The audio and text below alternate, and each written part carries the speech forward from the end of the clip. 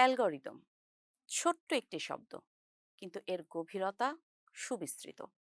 কয়েক বছর আগেও যেটা ছিল নিছক প্রযুক্তিগত ধারণা, আজ সেটাই অনেক সচেতন মানুষের কাছে আতঙ্কের নাম। আতঙ্ক, এই অ্যালগরিদম এত ভয়ঙ্কর, কিন্তু কেন? এর জন্ম তো হয়েছিল মানুষের জীবন সহজ করার জন্য। তাহলে আজ উদ্দেশ্য আর ব্যবহারের মাঝে এত বড় ফারাক কেন? ইতিহাস বলছে অ্যালগরিদমের ধারণা প্রথমত সুসংহত করেন নবম শতকের পার্সিয়ান মুসলিম গণিতবিদ মোহাম্মদ ইবনে মুসা আল খোয়ারিজমি। তার কাজের লক্ষ্য ছিল একটাই, হিসাব সহজ করা, সময় বাঁচানো, মানুষের বাস্তব সমস্যা সমাধান। জমির খাজনা, বাণিজ্যিক হিসাব কিংবা চাঁদ দেখে রোজা ও নামাজের সময় নির্ধারণ করা, সবখানেই ছিল এই পদ্ধতিগত চিন্তার ব্যবহার।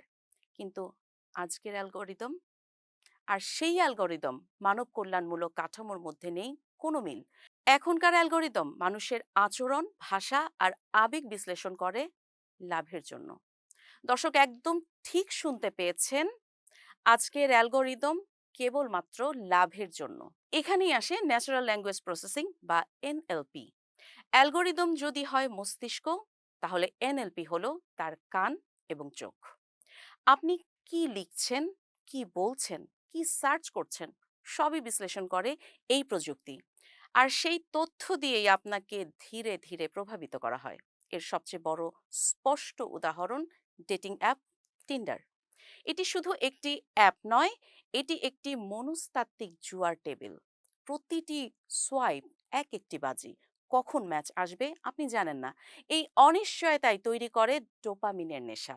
এনএলপি আপনার বায়ো, মেসেজ আর রিপ্লাইয়ের গতি দেখে বুঝে নেয় আপনি একাকী কিনা, আত্মবিশ্বাসী কিনা। তারপর ইচ্ছাকৃতভাবে আপনার প্রোফাইলের রিচ কমিয়ে দেওয়া হয়, আপনি হতাশ হন। ঠিক তখনই আসে সমাধানের প্রস্তাব, বুস্ট, গোল্ড, সাবস্ক্রিপশন। সমস্যা তৈরি করে সেই সমস্যার সমাধান বিক্রি, একটাই আধুনিক অ্যালগোরিদমের ব্যবসার মডেল। আর এই খেলাটা শুধু ডেটিং অ্যাপে সীমাবদ্ধ নয়, সোশ্যাল মিডিয়ায় ঘৃণা ছড়ানো, বিভাজন তৈরি, কনফার্মেশন বায়াস শক্ত করা, সবখানে কাজ করছে একই অ্যালগরিদমিক মনস্তত্ত্ব। প্রশ্ন একটাই, আমরা কি প্রযুক্তি ব্যবহার করছি নাকি প্রযুক্তি আমাদের ব্যবহার করছে?